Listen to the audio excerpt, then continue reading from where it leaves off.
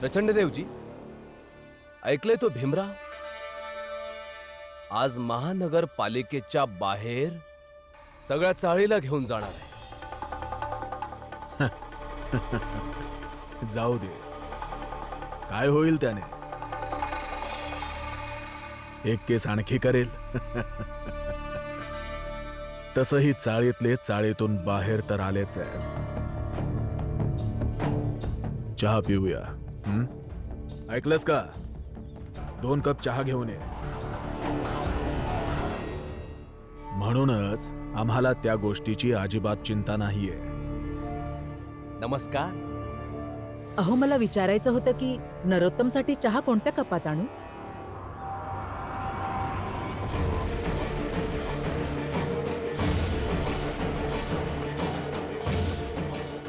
काय चेष्टा आहे ही? अहो, आता काही दिवसांपूर्वी तुम्ही त्यांच्या शुद्धीकरणासाठी मागे लागला होतात ना?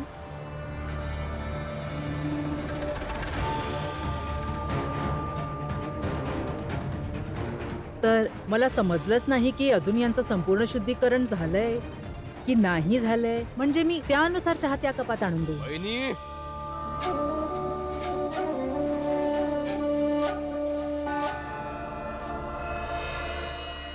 वहिनी, त्या सगळ्या गोष्टी संपल्यात. आता अशी थट्टा करू नका. थट्टा तर तुम्ही सर्वांनी चालवली आहे. भीमरावची, त्याच्या जातीची आणि त्याचबरोबर आपल्या परंपरांची पण. जाऊ द्या, सोडा. मी चहा घेऊन येते. प्रचंड देवजी, हे काय? वेडी झाली आहे ती. भीमरावच्या प्रभावाने वेडी झाली आहे ती. बस इतकंच चुकलं आमचं. बाकी त्यांची चूक आहे. पण साहेब, आता तुम्हीच काहीतरी करा. हे पहा, तुमचा त्वरित निवाडा होईल. खूप उपकार होतील. काय करावं लागेल आम्हाला? बस इथून खूप चूप निघून जावं लागेल. म्हणजे तुमच्यासारख्या खालच्या जातीच्या लोकांना घर देत बसू? लालसेपोटी केलं सगळं. पण सर, ह्यात चूक त्यांची आहे. वचन देऊन त्यांनी मोडलंय, आम्ही नाही. म्हणाले होते. अरे, शब्दांचं काय मोल आहे? लेखी काही लिहून दिलंय का? लेखी लिहून द्यावं त्यांनी, त्यानंतर करूयात ना आपण स्वाक्षरी. हे पैसेवाली माणसं आहेत. ते बोलतील बस राहू द्या, कुठे दुसरीकडे जाऊ, दुसऱ्या एखाद्या चाळीचा उद्धार करू आणि आपण इथंच राहू. नाही, लिहून तर दिलं नव्हतं, पण साहेब आहेत तर त्यांच्या शब्दाची किंमत तर आहे ना. निघा इथून. हे बघा साहेब, आम्ही तोपर्यंत तुमच्या ऑफिसातून जाणार नाही जोपर्यंत आमचं काम होत नाही. नाही गेलात ना तर धक्के मारून सगळ्यांना बाहेर काढेन, समजलं? बाळा, हे बाळा, या खालच्या जातीच्या लोकांना बाहेर काढ. हा सर. ए, चला रे तुम्ही सगळ्यांनी बाहेर.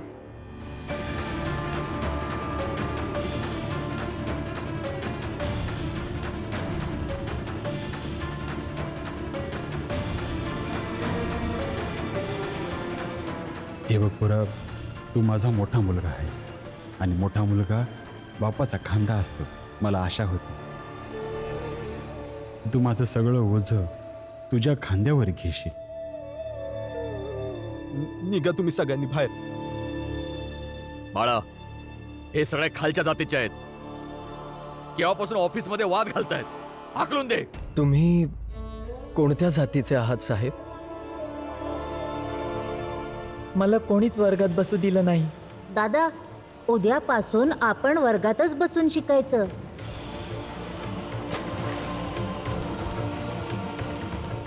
अरे, एकमेकांचं तोंड काय बघताय? ह्याला ठार मारून टाका.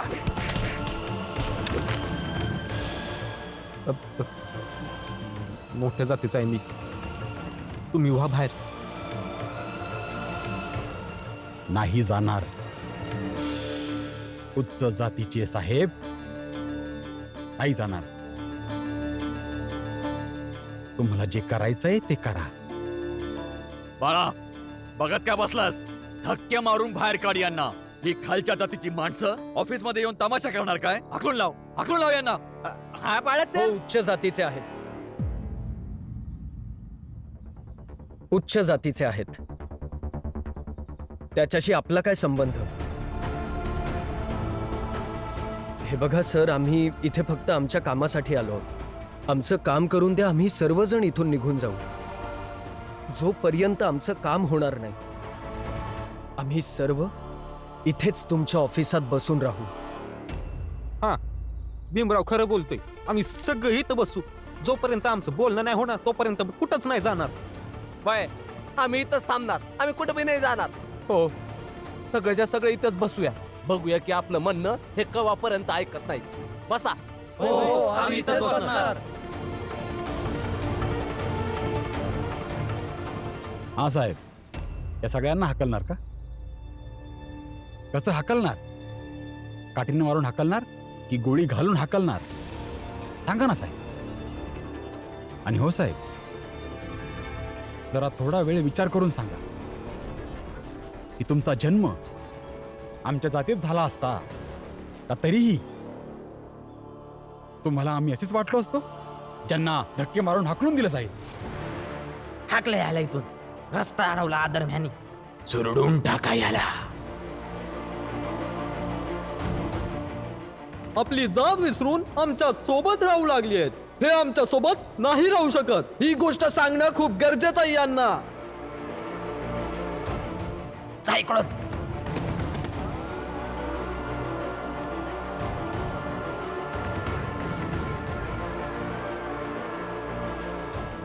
हे 2 पैसे, माझ्या आयुष्याची पहिली कमाई.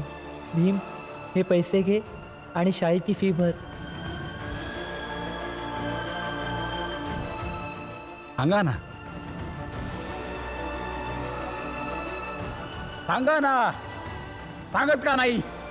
कसं हाकलणार आम्हाला? बाबा, तुम्ही शांत राहा. तुम्ही सगळे निघा इथून. तुम्ही धरण दिल्यामुळे आम्ही घाबरणार नाही आहोत. समजलं?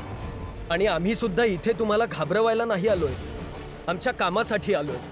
आमचं काम करा, आम्ही निघून जाऊ इथून. बाळा, हे लोक असं ऐकणार नाहीत.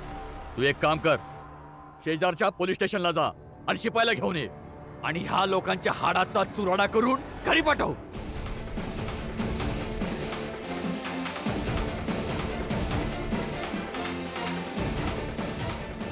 हे बघा, तुम्ही सगळे इकडनं निघून जा, नाहीतर आम्हाला पोलिसांना बोलवावं लागेल. आम्ही इथून नाही जाणार. बाळा, तुला सांगितलं ना, पोलिसांना बोलव. जा. होय साहेब. हे बघा साहेब, तुम्ही इथून बाहेर जाणार नाही तोपर्यंत आमचं काम होत नाही. भीम, साहेबांशी बोल. सर, तुम्ही फक्त आमचं काम करून द्या. आम्ही सगळे इथून निघून जाऊ. अरे, आमच्या हातात काहीच नाहीये. तुला कळत कसं नाही? हा काय हट्टीपणा आहे? तुमच्याच हातात सगळं आहे साहेब.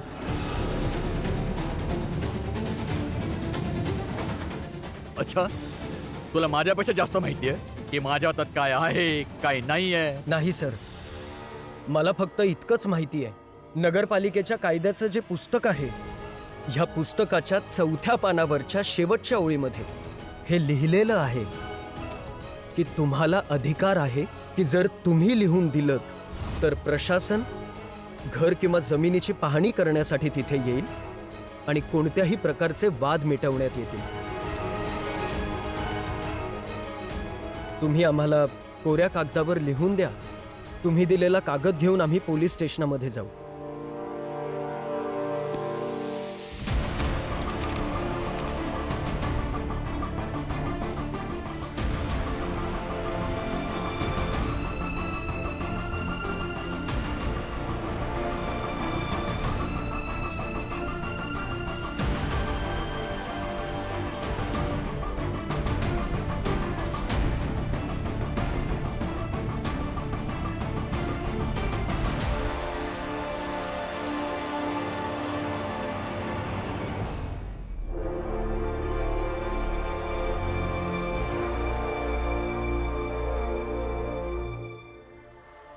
बाप बेट्यांचं असं नातं कुणाचंच नसावं. जेव्हा कवा भेटतील विरोधी बनून भेटतील. तू एक मुलगा आहेस तर बोलू शकतोस. मी एक बाप आहे. बाप लेकाच्या नात्याला नावं ठेवू शकत नाही.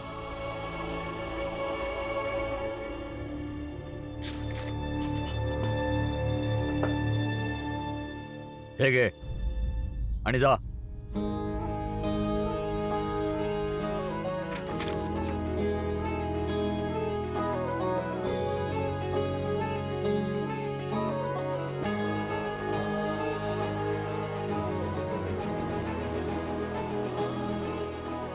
धन्यवाद साहेब.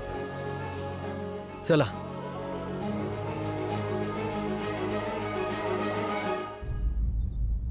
परंतु भीम, ह्या पुस्तकात कोणत्या पानावर काय लिहिलंय हे तुला कसं काय माहित? बहुतेक तुम्ही विसरलात साहेब. मी पण नगरपालिकेतच काम करायचो. असंच एकदा हे पुस्तक दिसलं तर मी ते वाचलं होतं. भीम, बाळाचं धन्यवाद. धन्यवाद साहेब.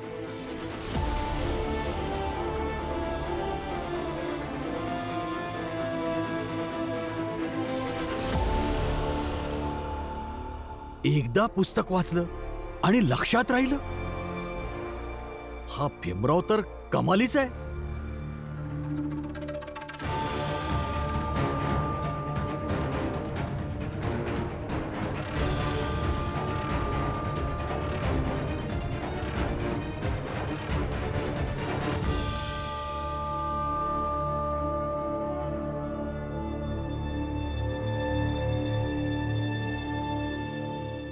माहित नाही अजून हे सगळे आले का नाही, पालिकामध्ये काम झालं का नाही. गेलाय ना भीम?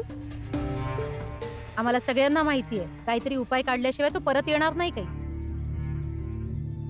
दलिया अम्मा, काय बोलता तुम्ही? पण तुम्ही भीमचं कौतुक करताय, तेही त्याच्या समोर ज्याला भीमचं काही महत्वच नाहीये.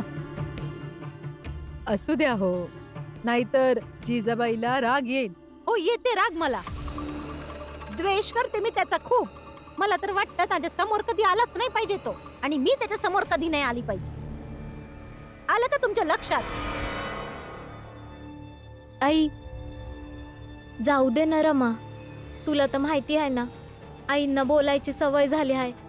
सोड, हे घे घे. जिजाबाई, ऊन कितीही कडक असलं तरी आपल्याला कधीच वाटत नाही की सूर्याने उगवणंच बंद करावं. बस तसंच झालंय तुझं. वरून कितीही भीमचा राग राग केलास ना, तरीही तुलाही सगळं माहितीये. तुझंही मन बोलतंय की जर भीमराव चाळकर यांबरोबर गेला ना, तर या अडचणीवर नक्कीच काय ना काहीतरी मार्ग काढेलच. फुलिया, मला भीम पासून काही बी आशा नाहीये, आणि जर कोणाशी आशा असेल तर ती फक्त आणि फक्त माझ्या नवऱ्याशी. हे जे भीम जसं आवाणून फिरतो ना, ते फक्त त्याच्या बाबांमुळेच. स्वतःच्या बाबाच्या खांद्यावरून बंदूक ठेवून गोळी मारायची माहितीये त्याला, बाकी तर स्वतः काहीच नाहीये. आई, बाबा आहेत ते त्यांचे, आणि आपल्या बापानी मुलाला प्रोत्साहन देणं म्हणजे काही चुकीचं नाहीये. आणि जर त्यांना वाटतंय की त्यांचा मुलगा कुठेतरी चुकतोय, त्यावेळी ते त्यांना अडवतात बी ना. तुम्ही या गोष्टीला घेऊन वाद नका घालू. घालणार वाद? झालं का तुझं भाषण देऊ? हेच तर शिकलीस तू पतीकडून, काही झालं तर भाषण द्यायचं. हे बघ रमा, जर अशा परिस्थितीत पण तुझा पती जिद्दीने उभा राहिला ना, तर मानल मी त्याला. वेगळे राहताना वेगळेच राहा. जास्त तोंडाचा पट्टा चालवायची गरज नाहीये. भीमचं नाव आलं की हे उड्या मारायला लागतेस ना, बंद कर. नाहीतर अशी आपटशील ना की उभीच राहू शकणार नाहीस. असं कधीच होणार नाही.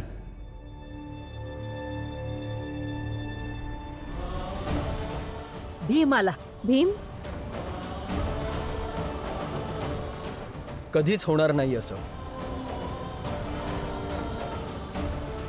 जोपर्यंत मी जिवंत आहे माझ्या रमाला साधी जखमही होऊ देणार नाही आणि तिला कोणाचा त्रासही होऊ देणार नाही.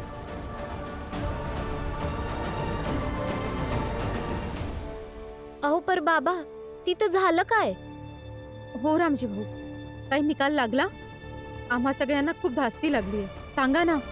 ऑफिसमधून चिठ्ठी घेऊन ठाण्यामध्ये देऊन आलो आहोत. संबंधित विभागाच्या अधिकाऱ्यासोबत ते लोक येतील आणि मग निवाडा होऊन जाईल.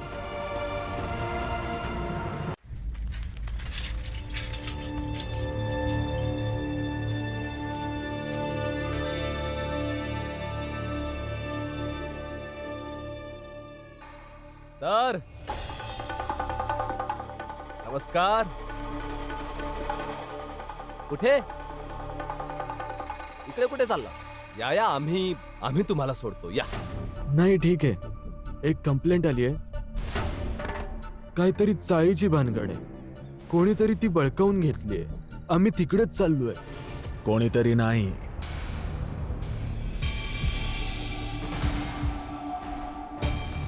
तर आम्हीच बळकावलंय. आणि आमची ही इच्छा आहे की तुम्ही यापासून लांब राहावं. जेवढे दिवस टाळू शकता. अगदी बरोबर. हे बघा, आम्ही आमचं काम करतोय. आम्ही पण आमचं काम करतोय सर. बोलू?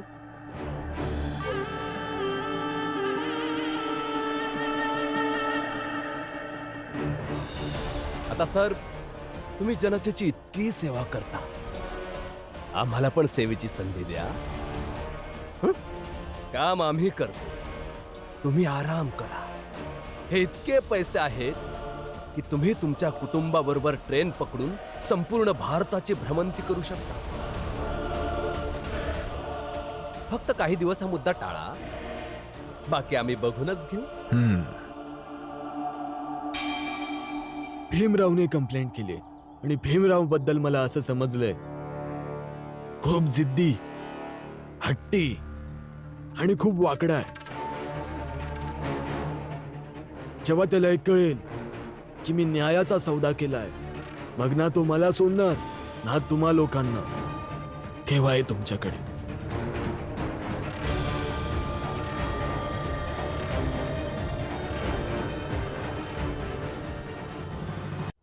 पण तुम्ही सगळ्यांनी हिंमत बाळगा, एकजूट राहा.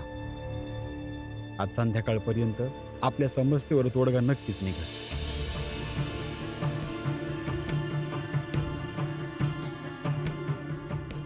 हा ते समजा ठीक आहे.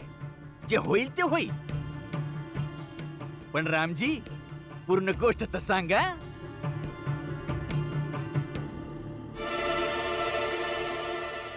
रामजी बाळावाली गोष्ट.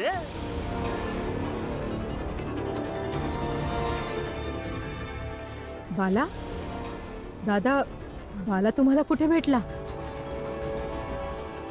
अरे रामजी, अरे सांग की र. तो नगरपालिकेत काम करत होता.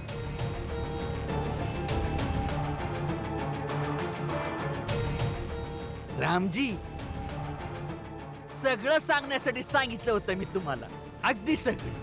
हे सांगा की बाळा कार्यालयात काम करतोय, स्वतःला उच्च जातीचं सांग.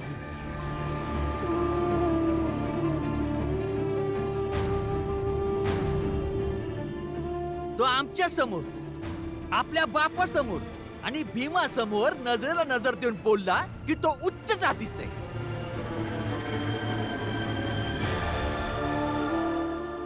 तेच तर. आणि ही तर रामजी आणि भीम आपल्या लोकांना दिसरा प्रवचन देत असतात का आपण आपल्या जातीचा अभिमान बाळगायला हवा. आणि आपण लोकांनी हा विचार कधीच करायचा नाही की आपला जन्म खालच्या जातीत झालेला आहे, आपलं नशीबच फुटका आहे. आणि ह्याचा मुलगा तो तर एकदमच उलट बोलतोय. त्याला आपल्या जातीची इतकी लाज वाटते, इतकी लाज वाटते की त्यानं स्वतःची जातच बदलली.